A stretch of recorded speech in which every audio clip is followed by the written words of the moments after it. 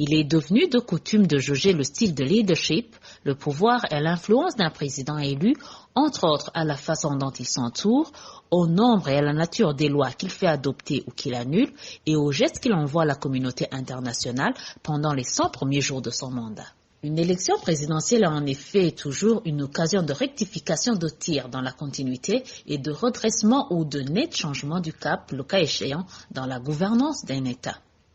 Aussitôt tourner la page de la campagne et des scrutins électoraux, l'élu doit commencer à écrire une nouvelle page de l'histoire en exécution du programme annoncé aux électeurs et dans le respect du serment prêté. Aux convertis qui lui ont donné carte blanche, aux sceptiques et aux irréductibles qui attendent pour voir et croire, aux amis et partenaires proches ou lointains, il leur doit une parole, un geste, une mesure, des signaux précurseurs qui annoncent la réalisation des promesses faites.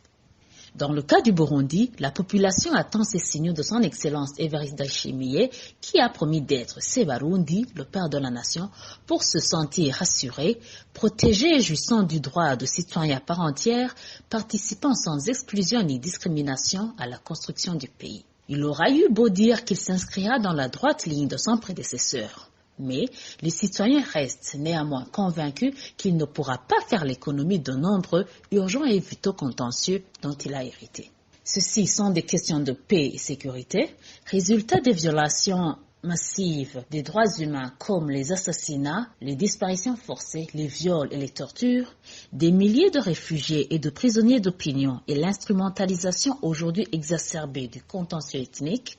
la gestion efficiente des ressources du pays, la lutte contre la pandémie de la Covid-19, la satisfaction des besoins primaires comme l'alimentation, les soins de santé, l'éducation, la protection contre les catastrophes naturelles dues à la destruction et au mauvais assainissement de l'environnement. Le pays doit aussi des gages de bonne volonté à la communauté internationale pour rompre son isolement diplomatique, négocier à nouveau l'assistance au développement et recouvrer sa place dans l'arène régionale et internationale.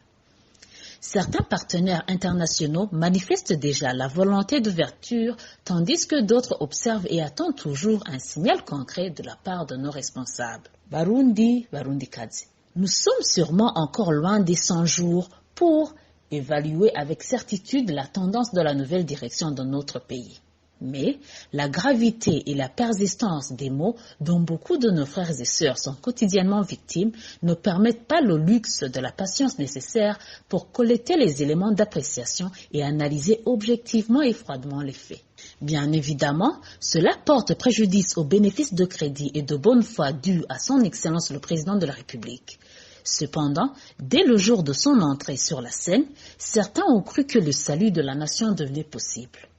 Restons donc vigilants, dénonçant et demandant toujours la cessation de toute action ou omission contraire aux intérêts supérieurs de la nation, à nos droits et nos libertés individuelles et collectives qu'il s'est engagé sous serment à défendre de toutes ses forces. Notre responsabilité est de veiller et d'attirer tout le temps l'attention sur tout ce qui doit être redressé, et la sienne est d'agir, de rassurer et d'espérer confiance pour que notre peuple retrouve la paix, la sécurité et l'espoir d'un meilleur lendemain. Ceci est un message du mouvement des femmes et filles pour la paix et la sécurité au Burundi.